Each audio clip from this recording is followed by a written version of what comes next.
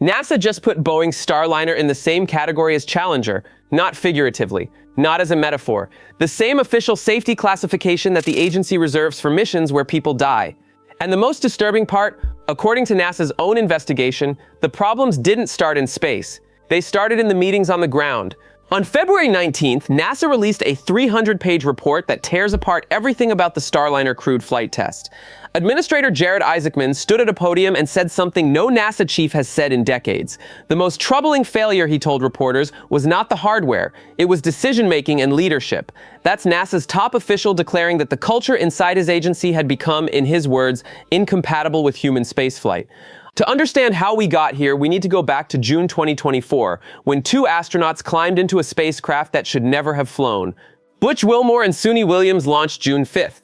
The plan was simple: fly to the International Space Station, stay for 8 days, prove that Starliner could safely carry crews to orbit. Within 24 hours, that plan fell apart. 5 maneuvering thrusters failed as the capsule approached the station. The crew took manual control. Helium leaks appeared. The spacecraft docked, but only after what the report calls a loss of maneuverability. A spacecraft carrying 2 human beings lost the ability to properly steer itself during one of the most critical phases of flight. And yet, for weeks afterward, Boeing managers insisted the problems were manageable.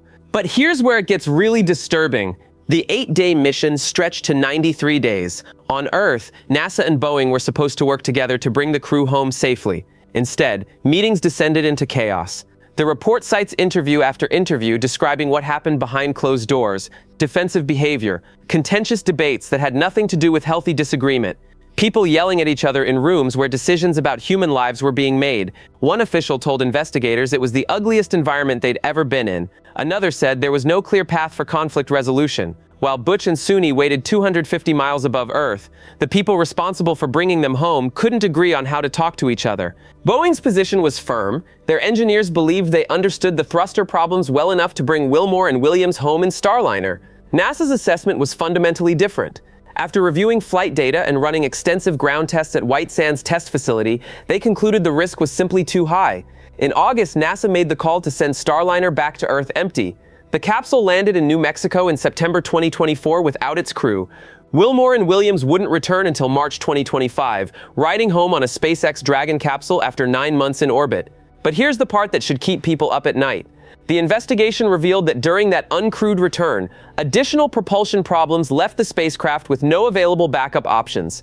If one more system had failed, there would have been no recovery, no contingency, no plan B. Now, here's what no one is talking about enough. This wasn't an isolated malfunction. Starliner's thruster problems showed up during both previous uncrewed test flights. Isaacman said previous investigations often stopped short of finding the root cause, treated it with a fix, or accepted the issue as an unexplained anomaly. NASA allowed a known, unresolved propulsion problem to persist through multiple flights and then put 2 human beings on top of it. The root cause still has not been found. That brings us to the classification. Type A mishap, NASA's most severe designation. It applies when there's damage exceeding $2 million, loss of a vehicle, or loss of life. The Challenger disaster in 1986 was Type A. The Columbia disaster in 2003 was Type A. The Apollo 1 fire that killed 3 astronauts before they ever left the launch pad was Type A. Now Starliner joins that list. Nobody died this time, but Isaacman made clear the financial damages exceeded the $2 million threshold 100-fold. Boeing has absorbed roughly $2 billion in charges on this program since 2016. NASA cut the contract from 6 planned flights down to 4.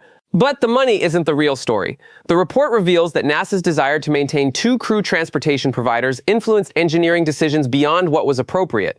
The political goal of not being entirely dependent on SpaceX created pressure to make Starliner work, even when the data said it wasn't ready.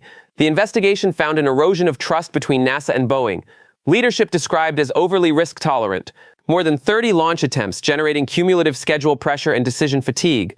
Associate Administrator Amit Kshatriya told reporters that the agency failed Wilmore and Williams. Even though the astronauts would never say that themselves, NASA had to say it. And this is where it gets personal. For anyone who remembers January 28th, Challenger didn't fail because a single part broke. It failed because engineers at Morton Thiokol warned that the O-rings wouldn't perform in cold weather, and management overruled them under schedule pressure. The desire to launch outweighed the data. 40 years later, here's NASA publishing a report describing the same structural failure in different packaging. technical warnings diluted by organizational momentum, the need to fly overriding the evidence. The report lists 61 formal recommendations that must be implemented before another crew rides Starliner. Isaacman stated clearly that no crew will fly until technical causes are understood, the propulsion system is fully qualified, and every recommendation is implemented. The broader question is whether this marks a turning point or just another report. Suni Williams retired from NASA in December with 608 days in space across 27 years of service. Butch Wilmore remains active. Both are test pilots who accepted extraordinary risk. The investigation's most striking finding may be that the risk they accepted wasn't the risk NASA thought it was approving. What the crew signed up for and what actually flew were two different things. What NASA is trying to rebuild now can't be measured in dollars or engineering specs. It's something more fragile. Trust. Trust between an agency and its contractors. Trust between engineers and the managers who decide when to fly. Trust that when someone raises a safety concern, they won't get shouted down. The Commercial Crew Program was designed to prove that private companies could safely fly astronauts for less money than NASA spent during the shuttle era. SpaceX's Dragon has now flown 12 crew missions without a Type A classification. Boeing Starliner has flown one crewed mission, and it ended up on the same list as Challenger and Columbia. Here's the question: do you think NASA releasing this report means the culture is genuinely changing? Or does taking 18 months and a new administrator tell a different story?